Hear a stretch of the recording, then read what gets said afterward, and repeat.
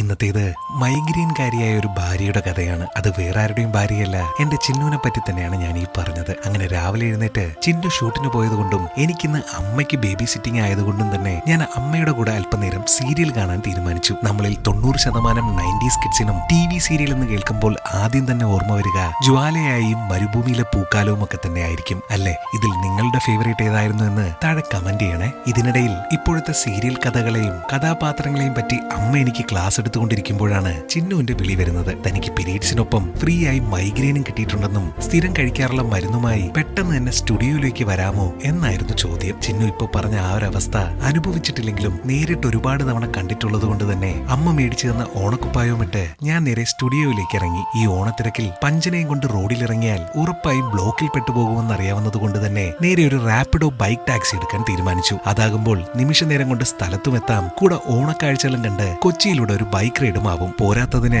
ഓണം പ്രമാണിച്ച് ആദ്യത്തെ 2 Rapido bike taxi ride ഫ്രീയുമാണ്. എന്താ അല്ലേ? അങ്ങനെ ബൈക്കും ബുക്ക് ചെയ്ത് മരുന്നും എടുത്ത് ഫ്ളാറ്റിന്റെ മെയിൻ ഗേറ്റിൽ എത്തിയപ്പോഴത്തേക്കും നമ്മുടെ വണ്ടിയും ഇങ്ങെത്തി. OTPയും കൊടുത്ത് ഹെൽമെറ്റും വെച്ച് യാത്രയും ആരംഭിച്ചു. കൂടെ നമ്മുടെ ഇന്നത്തെ സ്കൂട്ടർ പങ്കാളിയോട് ചെറിയ കുശലാന്വേഷണവും തുടങ്ങി. വെറും 26 വയസ്സുള്ള ഈ കക്ഷി പോളണ്ടിലെ ഒരു ട്രക്ക് ഡ്രൈവറാണ്. വെക്കേഷനായിട്ടാണ് നാട്ടിലേക്ക് വന്നത്. അതുകൊണ്ട് തൽക്കാലത്തേക്കാണ് ഈ പരിപാടി. 1ഉം 2ഉം പറഞ്ഞ് ഞങ്ങൾ ആ സമയം കൊണ്ട് നല്ല കമ്പനിയുമായി. കൂട്ടത്തിൽ ഒരു രോഗിയെ കാണാൻ പോകുമ്പോൾ കൈയും വീശി പോകുന്നത് ശരിയല്ല എന്ന് തോന്നിയത് കൊണ്ട് തന്നെ നമ്മുടെ സ്വന്തം ജയ ബേക്കറിയിൽ കയറി അല്പം മധുരവും വാങ്ങി വീണ്ടും ബൈക്ക് യാത്ര തുടർന്നു. ചിന്നുവിന്റെ ഈ ഇടയ്ക്കിടയ്ക്കുള്ള മൈഗ്രെയിൻ കാണുമ്പോൾ ഞാൻ എപ്പോഴും മനസ്സിൽ പറയാറുണ്ട്, നമ്മുടെ ശത്രുക്കൾക്ക് പോലും ഈ ഒരു അവസ്ഥ വരരുതേ എന്ന്. കാരണം ആ സമയത്ത് അവരുടെ ഒരു വേദനയും മാനസിക അവസ്ഥയും എത്ര പറഞ്ഞാലും അത് അനുഭവിച്ചിട്ടില്ലാത്തവർക്ക് മനസ്സിലാകത്തില്ല. അങ്ങനെ നീണ്ടു നിന്ന സ്വറപറച്ചിലിനും ബൈക്ക് റൈഡിനും ഒടുവിൽ ഞാൻ സ്ഥലത്തെത്തി. മുന്നേ ബേക്കറിയിൽ കയറിയപ്പോൾ മേടിച്ച മധുരത്തിൽ നിന്നും ഒരു പങ്ക് നമ്മുടെ പോളണ്ടുകാരനും നൽകി കക്ഷിയെ യാത്രയും അയച്ചിട്ട് നേരെ സ്റ്റുഡിയോയിലേക്ക് കയറി. നോക്കിയപ്പോൾ അതാ വരുന്നു എന്റെ പച്ചക്കിളി. കൈയോടെ തന്നെ മരുന്നും കഴിപ്പിച്ച്